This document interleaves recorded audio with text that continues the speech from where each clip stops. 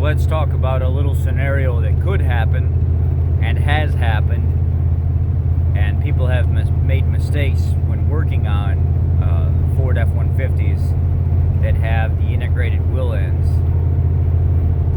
I had a gentleman come to me in a 2018 Ford F-150. He had a 4-inch lift kit put on his truck. I think it was a BDS is what it was called.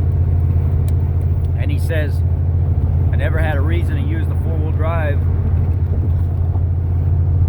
until recently. So I don't know if it was when the guy did the lift kit or what, but my 4-wheel drive doesn't work. So okay, let's go check it out.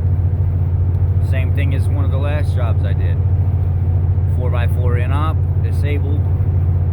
Everything seems to be functioning fine. Doesn't seem to be a problem with the system. You pull your vacuum tubes going down to your IWEs on each hub, and there's vacuum there, so it's functioning fine. So that's where the 2-wheel drive works.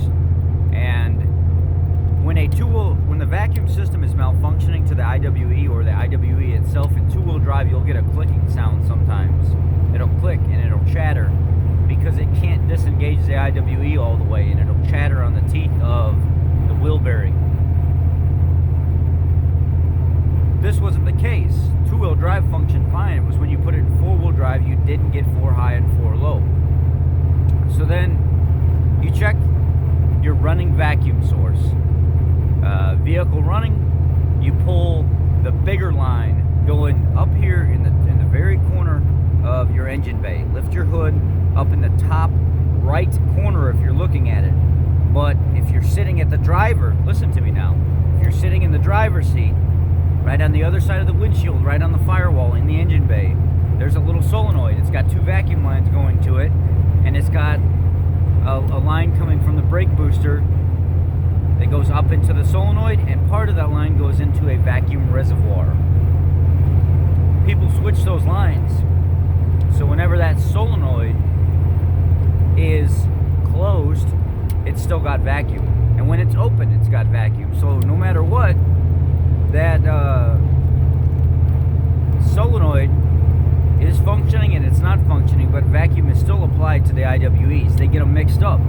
They put them on the wrong side of the nipple on that solenoid, and a lot of times they don't know for long periods of time. So if you've ever had work done on your vehicle to where they've had to remove lines, or you yourself have tried to figure out what's going on with my 4-wheel drive, and you jumped on the internet, you got on some forums, and you're trying to dabble with your own vehicle to figure out what's wrong with it, check those lines. Make sure the bigger, fatter line that comes from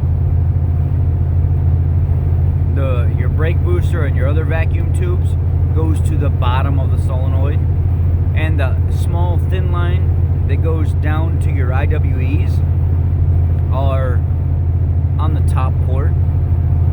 So when you're looking at it, you have 2 nipples. This one's the bigger line, and the one up to the top of the lower port, the lower nipple, is the smaller line. What's going on is you're just keeping vacuum applied to those IWEs all the time. So no matter what, you can't get 4-wheel drive because somebody hooked those lines up backwards, and it's applying vacuum all the time, even in 4-wheel drive. Just something to food for thought, something to keep in mind if you're going to be working on your own stuff, or all of a sudden you had work done but nothing seems to be wrong with the system.